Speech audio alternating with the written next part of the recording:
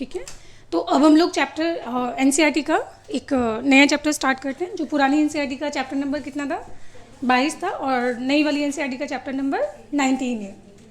18 है, 19 है, पक्का 18 है, ओके 18 है।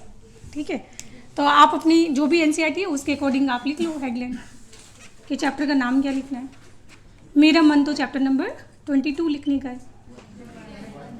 21 कैसे, क्योंकि 22 तो कौन है, न्यूरल कंट्रोल एंड कोऑर्डिनेशन। चलो सामने देखें।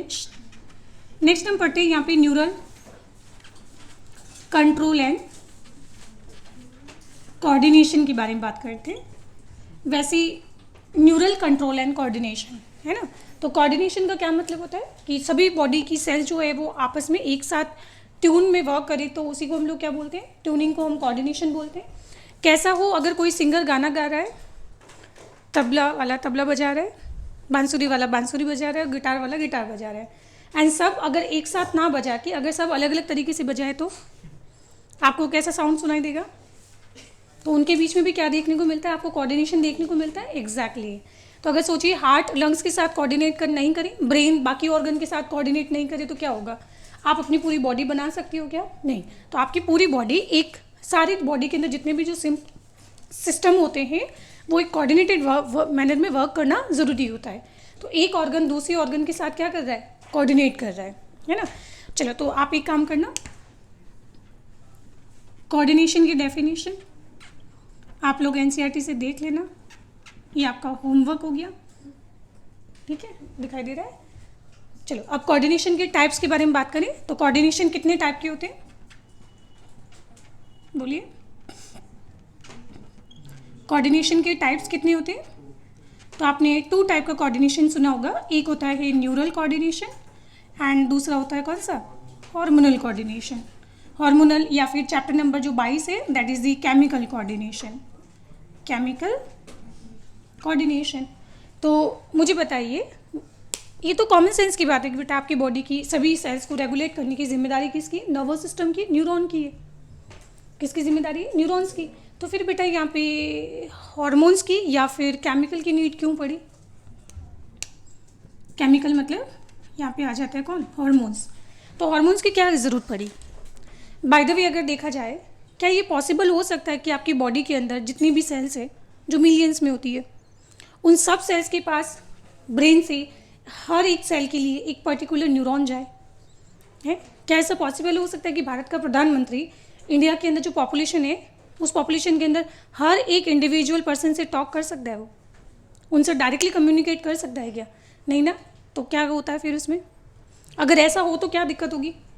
ब्रेन से अगर बेटा हर एक सिंगल सेल के लिए अगर न्यूरॉन डेवलप होंगे तो बेटा बॉडी के अंदर तो बहुत ज़्यादा एक्सेस में न्यूरॉन का ही इतना एक कॉम्प्लेक्स नेटवर्क बन जाएगा, है ना। तो इसलिए ऐसा पॉसिबल नहीं हो सकता है। तो ब्रेन ज़्यादा से ज़्यादा कितनी सेल्स को रेगुलेट करता है, वो डायरेक्टली न्यूरॉन, या तो न्यूरॉन के साथ साइनेप्स बनाता है, या न्यूरॉन जो है मसल्स के साथ साइनेप्स बनाता है, साइनेप्स मतलब कनेक्शन, या फिर न्यूरॉन जो है वो आपने पढ़ा होगा हाइपोथैलेमस पिट्यूटरी ग्लैंड के साथ साइनेप्स बनाता है, ग्लैंड्स के साथ। तो इन 3 चीज़ों को छोड़ दीजिए, तो बाकी रेस्ट ऑफ सेल्स को रेगुलेट करने के लिए किसकी नीड होती है, हार्मोन्स की नीड होती है ना। तो ये किसको डायरेक्टली रेगुलेट करता है, डायरेक्टली न्यूरॉन को रेगुलेट करता है, या फिर न्यूरॉन मसल्स को सिग्नल देगा, या फिर न्यूरॉन जो है वो ग्लैंड्स को सिग्नल देगा। एंड ग्लैंड भी कौन सी, पिट्यूटरी ग्लैंड, क्योंकि बाकी अदर ग्लैंड्स को रेगुलेट कौन करता है, पिट्यूटरी ग्लैंड। दैट्स वाई हम लोग क्या बोलते हैं, मास्टर ग्लैंड बोलते हैं ना पिट्यूटरी ग्लैंड को। अच्छा, बाकी रेस्ट ऑफ सेल्स को रेगुलेट कौन करेगा, है ना। तो remaining cells regulated by hormones या फिर केमिकल। अब समझ आया यहाँ पे हार्मोन्स या फिर केमिकल रेगुलेशन की क्या नीड पड़ी है। तो दैट्स वाई इसके जस्ट बाद में चैप्टर नंबर अगला कौन सा है, केमिकल कंट्रोल, नहीं, chemical coordination and integration chapter का नाम लिखा हुआ है। तो इस तरह से हम बोलेंगे कोऑर्डिनेशन 2 टाइप की होते हैं। पर फिलहाल 2 तरह की कोऑर्डिनेशन आपके पास अगर है तो दोनों में डिफरेंस क्या हुआ फिर है। न्यूरॉन जो है बेटा बहुत ज़्यादा क्या करते हैं, फास्ट काम करते हैं, बट ये जो हार्मोन्स होते हैं कंपेरेटिवली स्लो काम करते हैं, है ना। हम दोनों का कंपैरिजन कर रहे हैं। स्लो कैसे, कब तो बेटा ग्रोथ हार्मोन रिलीज होगा, फिर वो ब्लड में आएगा, फिर आपकी बॉडी के सभी ऑर्गन्स तक डिस्ट्रीब्यूट होगा, एंड फिर उसके बाद में उसका एक्शन आएगा।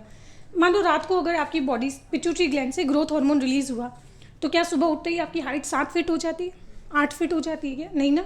तो आपकी ग्रोथ जो है वो काफ़ी क्या होती है, स्लो होती है ना। तो दैट्स वाई ये क्या होता है, स्लो होता है। और क्या डिफरेंस होगा दोनों में? बेटा इसका रेगुलेशन पॉसिबल नहीं है। रेगुलेशन या फिर modulation can not be possible.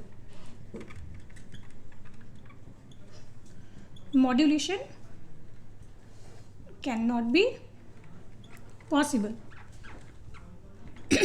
पर यहाँ पे मॉड्यूलेशन जो है वो पॉसिबल है। कैसे? जैसे मान लो कि मुझे आपको थप्पड़ मारना है,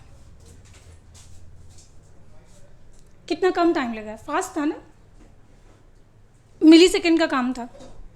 अब इसके बाद बेटा अगर अब मेरा मन कर रहा है कि मुझे थप्पड़ नहीं मारनी चाहिए थी, तो बेटा अब तो सिर्फ और सिर्फ क्या हो सकता है, अफसोस जताया जा सकता है, अब रोका नहीं जा सकता है ना। तो हम लोग बोलेंगे इसका रेगुलेशन पॉसिबल नहीं है। पर यहाँ पे रेगुलेशन पॉसिबल होगा। कैसे? अगर मान लो कि आपको कोई काम नहीं करवाना है तो हार्मोन को रिलीज मत होने दो, काम करवाना है तो हार्मोन को रिलीज़ कर दो, है ना। तो भाई इसके रिलीजन सिक्रेशन को प्रमोट करके और सिक्रेशन को रोक के हम उसके अकॉर्डिंग उसके फंक्शन को क्या कर सकते हैं, ट्यून कर सकते हैं या फिर मॉड्यूलेट कर सकते हैं, है ना। चलो उसके बाद चौथा फंक्शन, मसल्स में कॉन्ट्रैक्शन करवाना है, तो इसके लिए सिग्नल कौन देगा, न्यूरॉन डायरेक्टली देगा मसल्स को, और मैंने आपको एक थप्पड़ मार दिया। तो ये काम कितना क्विक हुआ। जबकि आज ग्रोथ हार्मोन रिलीज होगा तो हो सकता है कि उसका इफेक्ट आने में 10-15 दिन लग जाएंगे, जब जाके आपकी बॉडी के अंदर 1 से 1 इंचेस की ग्रोथ होगी, है ना। तो ऐसा होता है। तो मतलब ये जो है लॉन्ग लास्टिंग होते हैं, बट ये क्या होते हैं, लास्टिंग फॉर अ सेकेंड। तो ये कैसे होते हैं, लॉन्ग लास्टिंग वर्क करते हैं। जबकि ये क्या होगा, लास्टिंग फॉर सेकेंड के लिए काम करते हैं। ठीक है। तो ये कंट्रोल एंड कोऑर्डिनेशन का चैप्टर समझ आ गया, क्यों ज़रूरत है 2 तरह की कोऑर्डिनेशन की। चलो ये क्लियर हो जाने के बाद अब बताइए जो नर्वस सिस्टम है वो डेवलप कहाँ से होता है। तो नर्वस सिस्टम का जो ओरिजिन है, जब हम ह्यूमन का एम्ब्रियोजेनेसिस पढ़ते हैं तो उसमें मोरूला, ब्लास्टुला और गैस्ट्रुला होता है। गैस्ट्रुला में आगे जाके वहाँ पे एम्ब्रियो के अंदर 3 तरह की जर्म लेयर बनती है, जिनको एक्टोडर्म, मेसोडर्म और एंडोडर्म बोला जाता है। तो उसके अंदर एंडो को छोड़ो, मेसो को भी छोड़ो, बचा कौन, एक्टो, सबसे बाहर वाला, ऐसे याद रख लेना। तो इसमें एक्टोडर्मल ऑरिजिन होगा इसका। कैसा होगा, एक्टोडर्मल ऑरिजिन। अच्छा, इसके बाद में अगर यहाँ पे नर्वस टिश्यू की बात की जाए तो यहाँ पे नर्वस सेल्स को क्या बोलोगे, है नर्वस सेल्स को बोला जाता है ग्लियल सेल्स। क्या बोला जाएगा, ग्लियल सेल्स। अब शर्त की बात है कि बेटा ग्लियल सेल्स कभी कभी डिफ्रेंशिएट होती भी और कभी नहीं भी होती है। जो डिफ्रेंशिएट नहीं होगी उनको एज सच क्या बोला जाएगा। देखो, या तो ये सेल्स जो है ग्लियल सेल्स वो डिफ्रेंशिएट होगी, या फिर हम बोलेंगे कि वो डिफ्रेंशिएट नहीं हो पाती है। तो जो नहीं होगी उनको एज इट इज़ ये अभी भी आप क्या बोलोगे, है एज इट इज़ अभी भी इनको क्या बोलोगे आप, ग्लियल सेल्स बोलोगे। बट जो ग्लियल सेल्स ब्रेन के अंदर या स्पाइनल कॉर्ड के अंदर जो मॉडिफाइड हो जाती है, इन्हीं मॉडिफाइड ग्लियल सेल्स को आप क्या बोलते हो, न्यूरॉन्स। अच्छा, ये मॉडिफिकेशन का क्या मतलब हुआ, क्या हुआ डिफरेंशिएशन, या यहाँ पे डिफरेंशिएशन का मतलब क्या है, या फिर ऐसा बोल दो कि न्यूरॉन की प्रॉपर्टी क्या है। तो न्यूरॉन के अंदर इम्पल्स जनरेट होता है, इम्पल्स बोल दो या फिर इलेक्ट्रिसिटी बोल दो, एक ही बात है। न्यूरॉन के अंदर इम्पल्स का मतलब क्या होता है, इलेक्ट्रिसिटी, है ना। तो यहाँ पे इलेक्ट्रिसिटी क्या हो रही है, जनरेट भी हो रही है और फिर आगे क्या हो रही है, वो कंडक्ट भी हो रही है। हमने मसल्स वाला चैप्टर पढ़ा था इससे पहले, लोकोमोशन, उसमें मसल्स की सेल मेम्ब्रेन डीपोलराइज ज़रूर होती है, उसमें इम्पल्स जनरेट जरूर होता है पर आगे कंडक्ट कभी नहीं होता है ना। तो एक्साइटेबिलिटी के साथ साथ क्या मिलेगी आपको इसमें, कंडक्टिविटी। अगर कहीं किसी भी आपकी बॉडी की सेल के अंदर जहाँ पे सिग्नल की रिसीव करने के बाद अगर उन सेल्स के अंदर आपको एक्साइटेबिलिटी के साथ साथ अगर कंडक्टिविटी भी देखने को मिल रही है, कंडक्टिविटी भी अगर देखने को मिल रही है, तो डेफिनेटली आप उन सेल को क्या बोलोगे कि वो सेल कौन होगी, न्यूरॉन होगी। तो जिन सेल्स को, ग्लियल सेल्स को, एक्चुअली ब्रेन की सेल्स का नाम ही क्या होता है, नर्वस टिश्यू की सेल्स का नाम ही क्या होता है, नर्वस सेल्स का नाम होता है ग्लियल सेल्स। तो जिन ग्लियल सेल्स को डिफ्रेंशिएट होने का मौका मिलता है, तो डिफ्रेंशिएट होने के बाद में वो क्या बन जाते हैं, न्यूरॉन्स। आपने कभी सुना है कि हम अपनी कभी ब्रेन का 100% पार्ट यूज़ ही नहीं करते, क्यों नहीं करते? क्योंकि जो 100% सेल्स होती है उनमें से पता है लेस देन 10% से कम सेल्स ही एक्चुअली न्यूरॉन में मॉडिफाइड हो रही है, बाकी रेस्ट ऑफ सेल्स तो अनडिफ्रेंशिएटेड देखने को मिलेगी। एनसीईआरटी के डेटा की बात करें तो यहाँ पे लिखा होगा less than 50% of glial cells जो है वो क्या हो रही है, यहाँ पे डिफ्रेंशिएट हो रही है, लेस देन 50%। तो इसका मतलब ज़्यादातर ब्रेन के अंदर या स्पाइनल कॉर्ड के अंदर जो सेल्स है वो एग्जैक्टली कैसी है, वो तो अनडिफ्रेंशिएटेड है, जिनको तो हम टेक्निकली यूज़ भी नहीं कर रहे हैं। तो उनको अभी भी आप एज इट इज़ ही क्या बोल रहे हो, ग्लियल सेल्स बोल रहे हो। भैया मोबाइल तो नहीं चला रहे आप? मोबाइल तो नहीं चला रहे हो? तो सामने देखो इधर। तो अब देखो ग्लियल सेल्स आपके पास 2 टाइप की होगी। एक आपने कभी सुना होगा माइक्रोग्लियल सेल्स, कभी पढ़ा है बॉडी फ्लूइड एंड सर्कुलेशन में? अगर इसका डायग्राम देखोगी तो ये आपको माइक्रोस्कोपी करने पर कुछ ऐसा दिखाई देता है, इस तरह की माइक्रोग्लियल, माइक्रो मतलब छोटी हो गई ग्लियल सेल्स।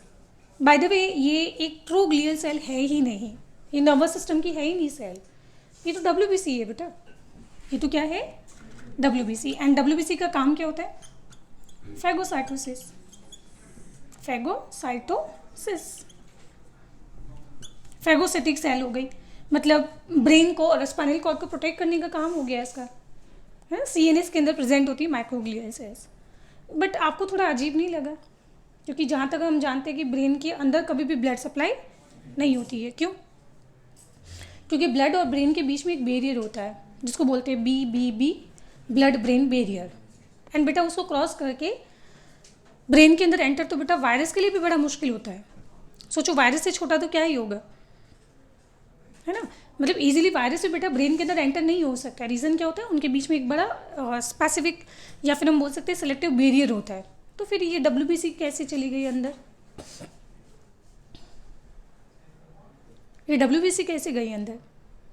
तो ये अभी गई भी नहीं है। जब आपका एम्ब्रियोजेनेसिस चल रहा था और उस टाइम आपकी बॉडी में जब पहली बार ब्रेन डेवलप हो रहा था, बस उस टाइम ब्रेन के अंदर ब्लड ब्रेन बैरियर तो था नहीं, है ना, क्योंकि ब्रेन तो अभी बन रहा है, ये ब्लड ब्रेन बैरियर भी अभी फॉर्म हो रहा है। बस उसी दौरान ये जो डब्ल्यूबीसी थी कुछ ब्लड वेसल्स को छोड़कर कहाँ पे एंटर हो गई, ब्रेन के अंदर एंटर हो गई, और वो आज भी वहीं पे बैठी है। अब ना तो वो ब्रेन से नई डब्ल्यूबीसी उसमें एंटर नहीं होगी, और ना वो अंदर पड़ी जो डब्ल्यूबीसी है वो वापस बाहर आ पाएगी अब। ठीक है, तो अब मुझे बताइए कि डब्ल्यूबीसी का ओरिजिन कैसा होता है। इससे पहले आपने चैप्टर पढ़ा होगा लोकोमोशन में, तो उसमें आपने पढ़ा था कि बोन्स हो गया, कार्टिलेज हो गया और मसल्स, ये सारे मेसोडर्मल ओरिजिन होते हैं। अच्छा, बोन्स का ओरिजिन कैसा होता है, मेसोडर्मल, और बोन से ही तो आगे जाके रेड बोन मेरो से डब्ल्यूबीसी, आरबीसी और प्लेटलेट्स बनती है। तो कॉमन सेंस की बात है कि मेसोडर्मल ओरिजिन होगा इसका।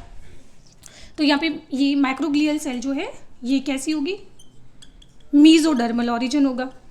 पर आपने अभी तो बोला कि नर्वस सिस्टम जो है वो कहाँ से डेवलप होता है, एक्टोडर्म से। हाँ, तो पूरे नर्वस सिस्टम के अंदर सिर्फ एक एक्सेप्शन आपको देखने को मिलेगा, that is the microglial cells, जिसका ओरिजिन कैसा होता है, मेसोडर्मल होता है। ठीक है, दिखाई दे रहा है। चलो यहाँ पे आ जाओ, बाकी सेल्स को हम और क्या पढ़ेंगे। और इसमें होता है एक एस्ट्रोसाइट, एक होता है ओलिगोडेंड्रोसाइट, ओलिगोडेंड्रोसाइट, और भी सेल्स होती है बट वो डिस्कस नहीं करेंगे। बात करते हैं एस्ट्रोसाइट, क्योंकि इसका अगर डायग्राम देखोगे तो ये आपको स्टार शेप्ड दिखाई देगी।